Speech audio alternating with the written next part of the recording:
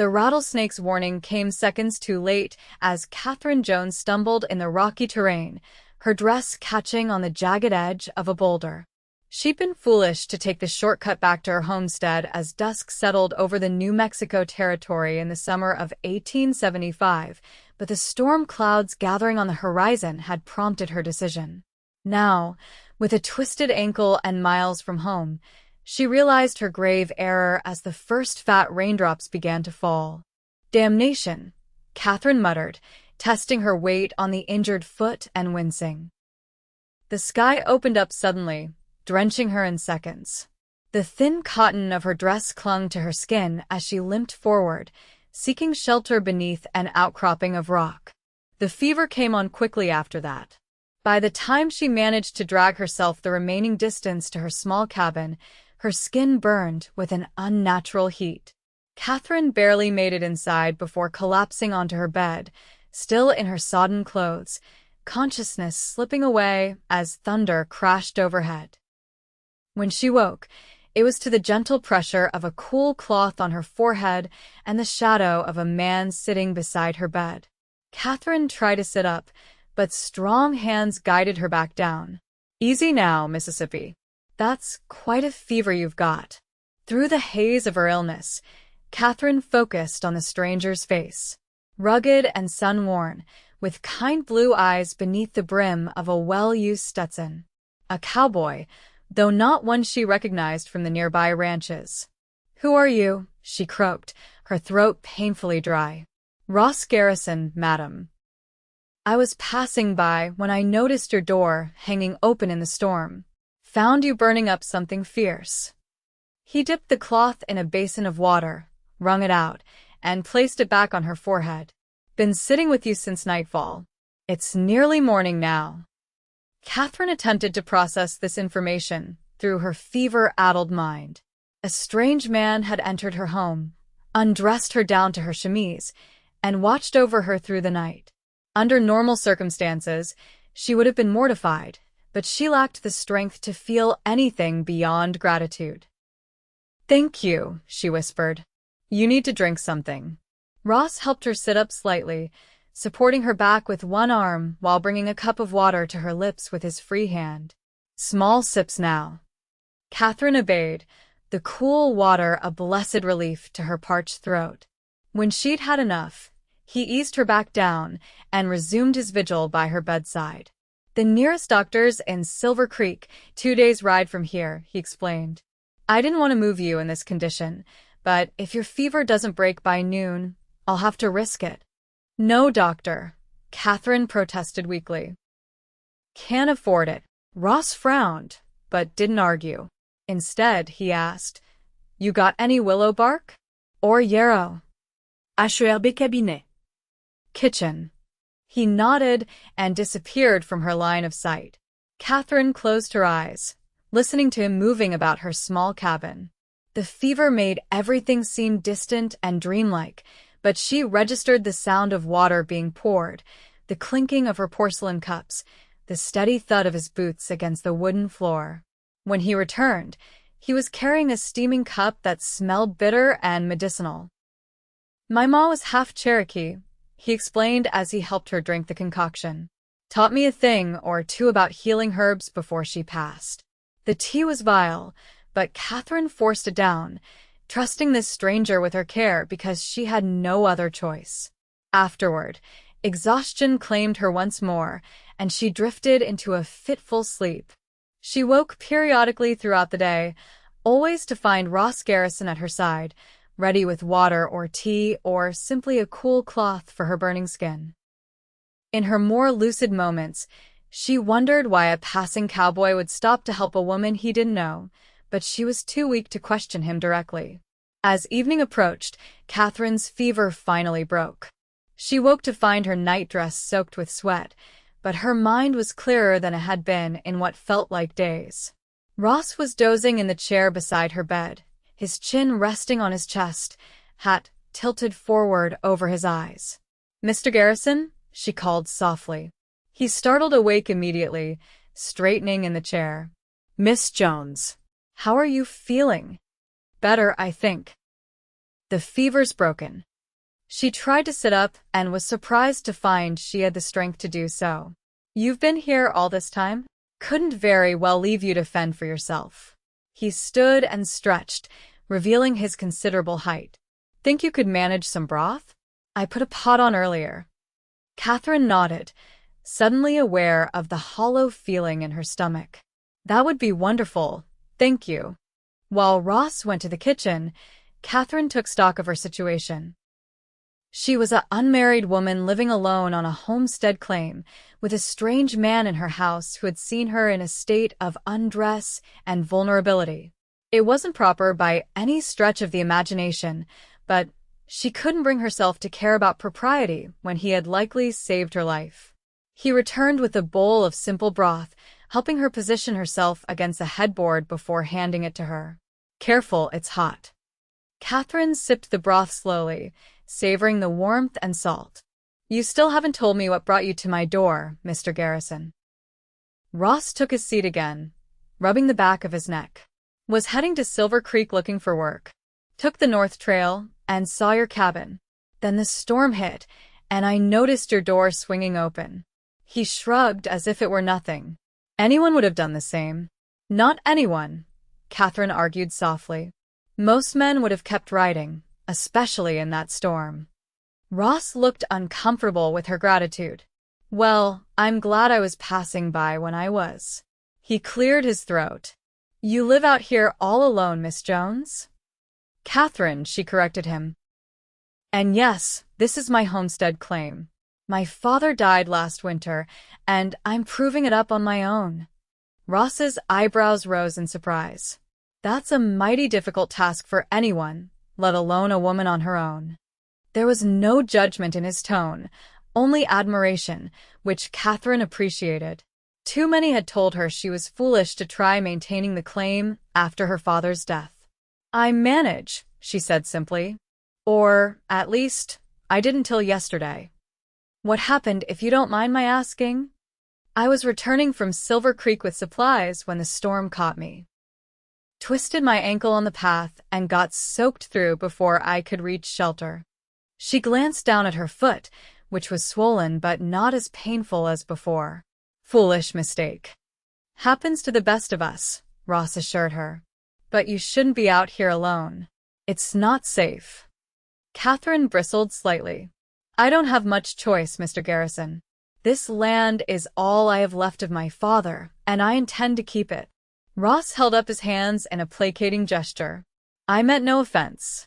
It's just that these parts can be dangerous, especially for someone living alone. Before Katherine could respond, a wave of dizziness swept over her. Ross quickly took the bowl from her hands before she could spill it. You should rest more, he said. The fever's broken, but you're still weak. Katherine couldn't argue with that assessment. She slid back down in the bed, allowing Ross to adjust the blankets around her. Will you be leaving now? She asked, surprised by how much she hoped he would say no. Ross hesitated. I should see to my horse, make sure he's settled for the night. But if you don't mind, I'd like to stay until morning, just to be certain you're on the mend. Relief flooded through her. I would appreciate that, Mr. Garrison. Ross, he corrected with a small smile. I reckon we're past formalities at this point. Katherine returned his smile, finding comfort in his steady presence. Thank you, Ross. He nodded and headed for the door. Rest now. I'll be close by if you need anything. As the door closed behind him, Katherine settled back against her pillows, thoughts swirling. She hadn't expected to find kindness from a stranger in these remote parts, where life was harsh and people often looked after only themselves. Yet here was Ross Garrison, a cowboy who had sat by her side through fever and night, asking nothing in return. Perhaps, she thought as sleep claimed her once more, there was still goodness to be found in this wild territory after all. The next morning dawned clear and bright, the storm having passed during the night. Katherine woke feeling significantly improved, though still weak. She managed to sit up without assistance and was contemplating how to dress herself when a knock came at her bedroom door. Miss Katherine, are you awake? Ross called softly. "Yes, come in," she replied, making sure the blankets were drawn up to preserve her modesty. Ross entered carrying a tray with a steaming cup of coffee and a plate of scrambled eggs. "Hope you don't mind, but I took the liberty of making breakfast." "Mind? That's the kindest thing anyone's done for me in months," Katherine said with genuine appreciation. "Though I fear I've taken too much of your time already." Ross set the tray across her lap. "I've nowhere pressing to be. Besides, you're not well enough to be up and about just yet." Katherine couldn't argue with that assessment. Even sitting upright required more energy than she expected. She sipped the coffee gratefully, noting that Ross had prepared it exactly as she preferred, strong, with just a touch of sugar. "How did you know how I take my coffee?" she asked. A faint blush colored his tanned cheeks. "I noticed the sugar bowl on your kitchen table had a spoon resting in it, and your coffee tin was nearly empty. Figured you must drink it often and probably take it sweet." Katherine was impressed by his powers of observation. "You'd make a fine detective, Mr. Garrison." "Just Ross, remember?" He smiled, and Katherine noticed for the first time how it transformed his face, softening the hard lines earned from years under the western sun. "And I'm just observant. Comes from years on the trail, watching for signs of water, game, or trouble." "Have you been a cowboy long?" she asked, genuinely curious about this man who had come to her rescue. Ross took a seat in the chair beside her bed, which Katherine was beginning to think of as his chair after the hours he'd spent there during her fever. "Since I was 15, he replied. "Started as a wrangler on a cattle drive up from Texas, learned the trade from some old hands. Been drifting ever since, following the work." "No place to call home?" Katherine pressed gently. Something flickered in his blue eyes, a shadow of longing, perhaps. "Not for many years. My folks had a small place near Austin, but after they passed, there wasn't much reason to stay." "I'm sorry," Katherine said softly. "I know what it's like to lose family." Ross nodded in acknowledgement. "What about you? How'd you end up out here, all alone?" Katherine set down her fork, her appetite diminishing as she recalled the difficult journey that had brought her to this remote homestead. "My father was a dreamer. After my mother died of consumption in '68, he got it into his head that we should head west to claim our fortune. We left Pennsylvania with everything we owned packed into a wagon." She paused, the memories both bitter and sweet. "We tried mining in Colorado first, but Pa had no luck with it. Then we heard about the homestead opportunities in the territory. This land became his obsession. He was convinced it would yield crops like nothing we'd seen before." "And has it?"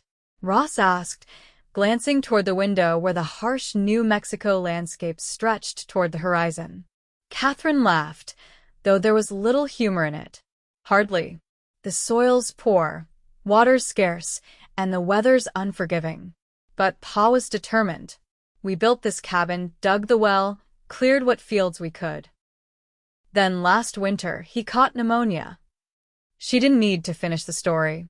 Ross nodded in understanding, his expression solemn. "And you stayed to honor his dream." "That, and I had nowhere else to go," Katherine admitted. "No family back east, no money for passage. This land is all I have, meager though it may be." They sat in companionable silence for a moment before Ross spoke again. "You've got grit, Katherine Jones. Most women, most men, even would have given up and headed for town to find work." "I'm not most women," Katherine replied with a hint of defiance. Ross's smile returned, warming his eyes. "No, you certainly are not." Something shifted between them in that moment, a recognition, perhaps, of kindred spirits. Both were survivors in a land that forgave no weakness, both alone but fiercely independent. The next few days fell into an unexpected rhythm. Though Katherine insisted she could manage on her own, Ross refused to leave while she was still recovering. He tended to his horse, a handsome chestnut gelding named Rusty, and made himself useful around the homestead. Katherine watched from her window as he repaired her leaking roof, chopped firewood, and even mended the fence around her small vegetable garden. By the third day, Katherine was strong enough to move about the cabin, though she tired easily. She sat at her kitchen table, watching as Ross prepared a rabbit stew for their supper. "Where did you learn to cook?" she asked, genuinely impressed by his skill with the limited ingredients available. Ross chuckled as he added wild onions to the pot. "Trail cooking's a necessity when you're moving cattle. You either learn or you starve. Had a cook named Hector on my first drive who took pity on me and taught me the basics." "Well, I'm grateful for Hector's tutelage," Katherine said. "It's been nice having hot meals prepared for me for a change." "Happy to be of service, madam," Ross replied with a mock tip of his hat. As they ate dinner that evening, Katherine couldn't help but notice how natural it felt to have Ross across the table from her, sharing a meal and conversation as if they'd known each other for years rather than days. It was a dangerous feeling, she knew. Soon he would continue on his way to Silver Creek, and she would be alone again. "I should be well enough for you to continue your journey tomorrow," she said, breaking the comfortable silence that had settled between them. Ross looked up from his stew, his expression unreadable. "Are you that eager to be rid of me, Katherine?" "No," she answered honestly. "But I know you were headed to Silver Creek for work. I don't want to keep you from it." He set down his spoon, considering her words. "The work will still be there in a few days. Your homestead, on the other hand, needs attention now." Katherine frowned. "What do you mean?" "I've been looking at your fields," Ross explained. "The irrigation ditches your father dug are mostly collapsed. If they were cleared and extended to that creek half a mile east, you might actually have a chance at growing something substantial come spring." "And you're offering to help with that?" Katherine asked, surprised. Ross nodded. "If you'll allow it. Consider it payment for your hospitality." Katherine almost laughed. "My hospitality? You've been caring for me, cooking for me, and repairing my home. I'm the one who's indebted to you." "Then perhaps we can help each other," Ross suggested. "I need somewhere to stay for a while, and you need an extra pair of hands around here. Seems like a fair arrangement to me." Katherine studied him, trying to discern his true motives. Men didn't typically offer assistance without expecting something in return, especially not to a woman alone. But there was nothing in Ross's open expression that suggested ulterior motives. "Why would you do that?" she asked finally. "You don't know me." Ross was quiet for a moment, his gaze steady. "Maybe I'd like to know you better." The simple honesty of his answer caught Katherine off guard. Heat rose to her cheeks that had nothing to do with her recent fever. "Besides," Ross continued when she didn't respond, "I've been drifting a long time. Might be nice to stay in one place for a spell, work with my hands on something that matters." Katherine couldn't deny that she needed the help, nor could she ignore the flutter in her chest at the prospect of Ross staying longer. It was foolish, perhaps, to allow herself to feel anything for this man who would eventually move on. But the alternative, sending him away when he was offering exactly what she needed, seemed even more foolish. "All right," she agreed finally. "You can stay and help with the irrigation, but I insist on providing room and board in exchange for your work. It's the only way I'll feel right about it." Ross smiled, clearly pleased with her decision. "Then we have an arrangement, Miss Jones." "We do indeed, Mr. Garrison." They sealed their agreement with a handshake across the table, and Katherine tried to ignore the warmth that lingered on her palm long after their hands had parted. The next few weeks transformed the homestead in ways Katherine had thought impossible. Ross worked from dawn until dusk, clearing and expanding the irrigation ditches her father had started. He showed her how to divert water more efficiently from the creek, explaining techniques he'd learned from Mexican vaqueros during his time in Texas. Katherine regained her strength rapidly and worked alongside him, her fair skin tanning under the relentless New Mexico sun. They fell into an easy partnership, with Ross handling the heavier labor while Katherine tended to the household and the small flock of chickens she kept for eggs. In the evenings, they would sit on the porch watching the sunset paint the desert landscape in hues of gold and crimson. Sometimes they talked, Ross sharing stories of his travels, Katherine recounting memories of her life back east. Other times they sat in comfortable silence, content in each other's company. One such evening, nearly a month after Ross had first found Katherine burning with fever, he asked about her father's dream for the homestead. What crops was he planning to grow out here? Ross inquired, whittling a piece of pine wood as they sat side by side on the porch steps. Katherine smiled at the memory. He had grand visions. Wheat, primarily, but also vegetables we could sell in Silver Creek. He even talked about planting fruit trees eventually, though I told him that was pure fantasy in this climate. Ross chuckled. Your father sounds like he was quite the optimist. To a fault, Katherine agreed. But his enthusiasm was infectious. Even when things were at their worst, he could make me believe that prosperity was just around the corner. Do you still believe that?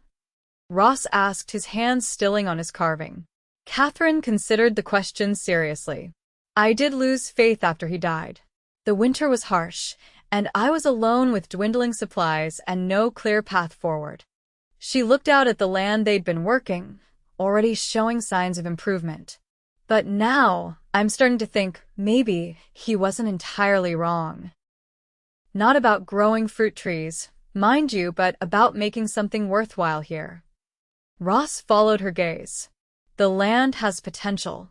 With the right irrigation and care, you could grow enough to sustain yourself, maybe even have surplus to sell.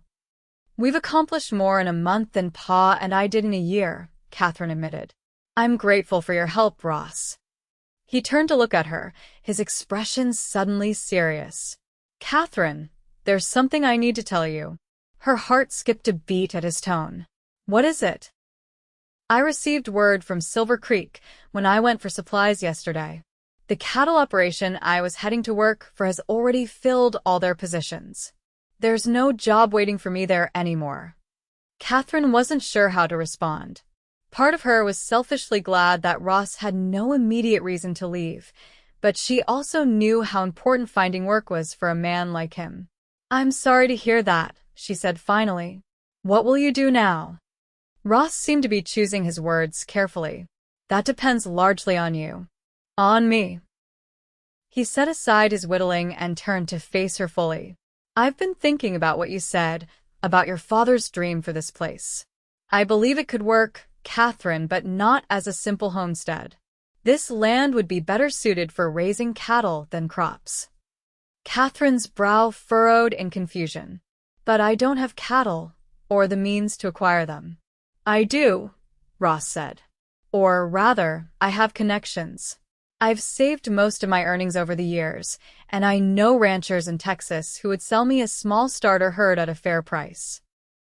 With the irrigation work we've done, we could grow enough hay to supplement grazing, especially during the winter months. Katherine repeated, hardly daring to hope she understood his meaning. Ross took a deep breath. I'm proposing a partnership, Katherine. Your land, my cattle, and expertise. We could build something here together. The word together hung in the air between them, laden with possibility. Katherine had grown accustomed to Ross's presence, to the sound of his voice, to the way he moved through her home with ease and respect. The thought of him leaving had become increasingly painful to contemplate. But a business partnership? It wasn't what her heart secretly longed for, yet it would mean Ross would stay. That's a generous offer, she said carefully. But why would you want to invest in this hardscrabble piece of land when you could find better opportunities elsewhere? Ross held her gaze steadily. Maybe it's not just the land I'm interested in investing in. Katherine's breath caught in her throat as Ross slowly, deliberately, reached out to take her hand in his. His palm was calloused from years of rope and reins, but his touch was gentle. I know we haven't known each other long, he continued, but I've never felt as at home anywhere as I do here with you, Katherine. If you don't feel the same, I'll understand, and my offer of a business partnership still stands. But I wanted you to know that my feelings run deeper than that. Katherine was momentarily speechless. In the short time they'd known each other, Ross had shown her more kindness, respect, and understanding than any man she'd ever met. She tried to guard her heart, knowing he would eventually leave as everyone else in her life had done. But somewhere between the fevered night he'd kept vigil at her bedside and the quiet evenings they'd shared on this very porch, he had slipped past her defenses. "I do feel the same," she admitted softly. "But I'm afraid, Ross. Afraid of depending on someone again only to be left alone." "I can't promise what the future holds," Ross said honestly. "But I can promise that I won't leave by choice. If you'll have me, Katherine Jones, I'd like to build something lasting here with the land and with you." In answer, Katherine leaned forward and pressed her lips gently to his. It was a brief kiss, chaste and sweet, but it sealed something between them that words alone could not express. When they parted, Ross was smiling broadly. "I take it that's a yes to my proposal? Both of them?" Katherine laughed, feeling lighter than she had in years. "Yes to the partnership, Mr. Garrison. As for the rest, I think we have time to see where it leads." Ross nodded, respecting her cautious approach. "We have all the time in the world." As the weeks turned into months, Katherine and Ross worked side by side to transform the homestead into a small but viable ranch. True to his word, Ross traveled to Texas and returned with 20 head of cattle, the nucleus of what would become the Double J Ranch named for Jones and Garrison. The work was backbreaking, the challenges numerous, but they faced them together. When drought threatened their first summer, they worked through the night to ensure the cattle had access to the creek. When rustlers attempted to steal their small herd, Ross and Katherine stood together, rifles in hand, until the would-be thieves thought better of their plan. And in the evenings, their relationship blossomed from partnership to deep affection and finally to love. Ross courted Katherine properly, despite the fact that they lived under the same roof. He brought her wildflowers gathered from the hills, carved her small wooden treasures, and always treated her with a respect that acknowledged both her strength and her femininity. By the time winter arrived, bringing with it howling winds that rattled the cabin's windows, they had made significant improvements to the homestead. The cabin had been expanded to include a proper bedroom for Ross, the barn had been reinforced to shelter their livestock, and plans were underway to build a larger home come spring. On Christmas Eve, as they sat before the fireplace sharing a bottle of wine Ross had traded for in Silver Creek, he presented Katherine with a small wooden box. "What's this?" she asked, surprised by the unexpected gift. "Open it and see," Ross encouraged, an uncharacteristic nervousness in his voice. Inside the box lay a simple gold band with a small pearl set in its center. Katherine looked up at Ross, her eyes wide with question and hope. "I know it's not much," he said, taking her hand in his. "But it was my mother's, and she would have wanted you to have it. Katherine Jones, this past year has been the best of my life. I came to New Mexico looking for work and instead found a home and a woman I love more than I thought possible. Would you do me the honor of becoming my wife?" Tears filled Katherine's eyes as she nodded, unable to speak past the emotion tightening her throat. Ross slipped the ring onto her finger, then pulled her into his arms, sealing their engagement with a tender kiss. They were married in Silver Creek on New Year's Day, 1876, with a few friends they had made in the area serving as witnesses. The territorial judge performed the ceremony in the small church, and afterward, they celebrated with a modest meal at the town's only hotel. That night, as husband and wife, they returned to their homestead beneath a canopy of stars so brilliant they seemed close enough to touch. Ross carried Katherine over the threshold of the cabin that had once been her lonely refuge and was now their shared home. "Welcome home, Mrs. Garrison," he whispered against her hair. Katherine smiled up at the man who had sat by her side through fever and darkness, who had chosen to stay when he could have continued drifting, who had helped her transform not only the land but her heart as well. "I've been home since the day you found me," she replied softly. "You are my home, Ross." In the years that followed, the Double J Ranch prospered beyond either of their expectations. Their small herd grew, and with it their reputation for fair dealing and quality stock. The cabin gave way to a proper ranch house, built by Ross with help from neighbors who had come to respect the hardworking couple. Children came too, first a son with his father's blue eyes and his mother's determination, then twin daughters who brought laughter and chaos to the once quiet homestead. Katherine's father's dream had been realized, though in a form he might not have imagined. And on nights when storms rolled across the territory, Katherine would sometimes remember that first fever and how a passing cowboy had chosen to stop, to help, to stay by her side until morning. How that simple act of kindness had changed the course of both their lives. In a land where many came seeking fortune and found only hardship, Katherine and Ross Garrison had discovered something far more valuable, a love as vast and enduring as the western sky, built on respect, partnership, and the courage to open their hearts when they had every reason to keep them guarded. Together, they had transformed a hardscrabble homestead into a thriving ranch, and two solitary lives into a family bound by love and the shared labor of their hands. It wasn't the life either of them had envisioned when they set out for the Western Territories, but standing together on their porch watching the sunset paint the land gold, they knew it was far better than anything they could have dreamed alone.